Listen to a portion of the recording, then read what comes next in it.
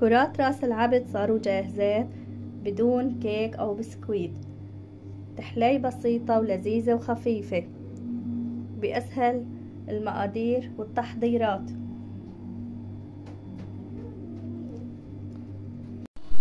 مرحبا، يسعد لي اياكم يا احلى واغلى متابعين من وين ما كنتوا. اليوم حبايبي الوصفة كتير سهلة وبسيطة، طريقة الكرات راس العبد بالسميد بدون ما نحتاج لا كيك ولا بسكويت. رح ناخد طريقة كتير سهلة ولذيذة، خلوكن معنا لنشوف طريقة التحضير.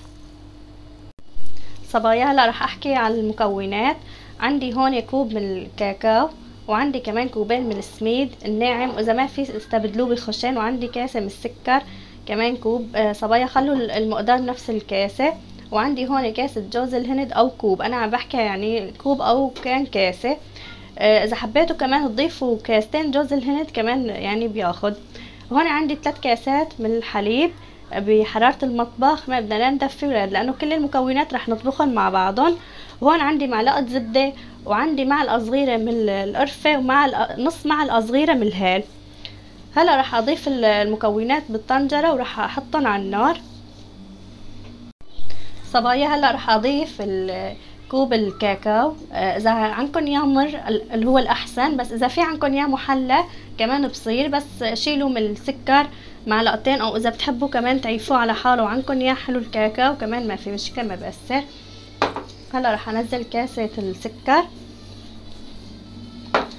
ورح انزل السميد الكاستين مثل ما حكيت، اذا في خشن كمان بصير لانه هو رح يطبخ طبخ. وهي كاسة الجوز الهند. وهلا رح اضيف النواشف بس، ما رح اضيف الزبدة عند الطبخ، رح اضيفها مثل ما حكيت.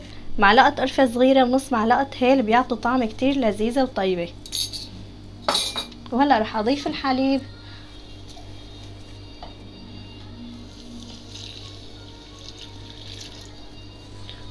ورح اخلط المكونات مع بعضها قبل ما احطها على النار، وبعدين رح احطها على نار واطية. صبايا هلا مثل ما انتم شايفين انا حطيتهم على النار.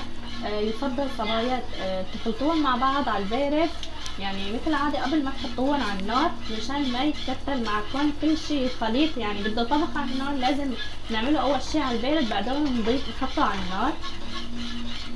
صبايا هي الطريقة كتير سهلة، انا منزله من قبل طريقة الكرات اللي بالموز والبسكويت وبطعمة البسكويت السنيكرز، نزلته انا من قبل، بس هلا حبيت انزله هذا بالسميد، وان شاء الله رح انزلكم مرة تانية بالكيك. هذا الصبايا انا طلب الصبايا نزلته، طلبوا مني من صبايا كتير من حلب انه انزله هذا اللي له سميد ما بدهم له كيك، فحبيت اشارك الفيديو مشان تشوفوا كمان.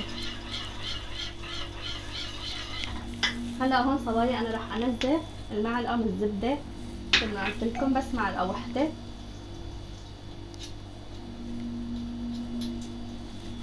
عشان بس تعطيها لمعه وتعطيها طعم طيبه. واذا في عندكم كمان قشطه كمان نزلوها معها، بتعطي كثير طعم طيبه، ما تستثنوها.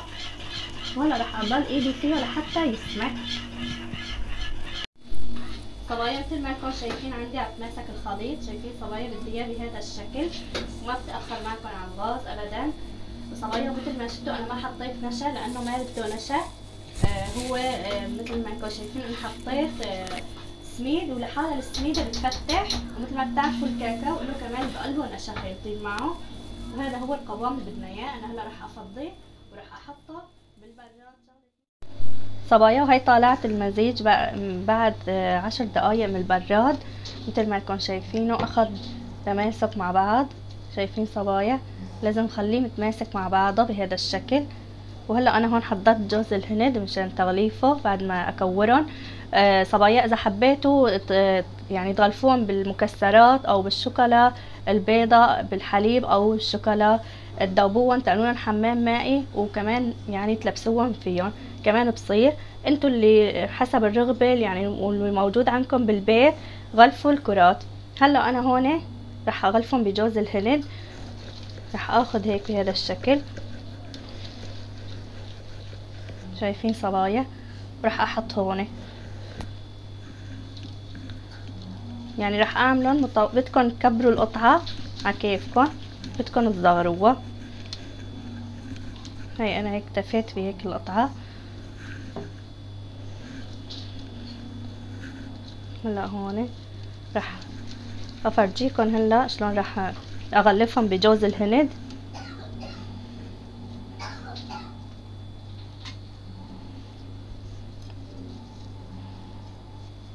مثلكم شايفين طلعوا معي بهذا الشكل. شايفين صبايا؟ طبعا مثل ما حكيت، بتحبوا مكسرات، بتحبوا شوكولا، بتحبوا على رقطاقهم، او بتحبوا مثلا تطحنوا بسكويت كمان تغلفوهم فيهم وبصير. هلا رح اكمل انا تغليفهم ورح ارجع لكم. صبايا وهي مثل ما انكم شايفين صاروا عندي جاهزين راس العبد الكرات. وانا مثل ما حكيت اللي بتحبوا انتو غلفوهم بايش موجود عندكم. وهلا صاروا جاهزات، وان شاء الله ينال اعجابكم يا رب. وهذا انا قدمتهم بهذا الطبق، وانتو الشكل اللي بدكم اياه، وحطيته كمان بورق الكوب كيك. كمان اذا عندكم كان مناسبة او عيد ميلاد كمان بتقدموا، باحسن المناسبات بتقدموا. وكل مين داخل على صفحة ام وليد لا تنسوا تفعلوا زر الجرس والاشتراك بالقناة. وان شاء الله بشوفكم في فيديو جديد.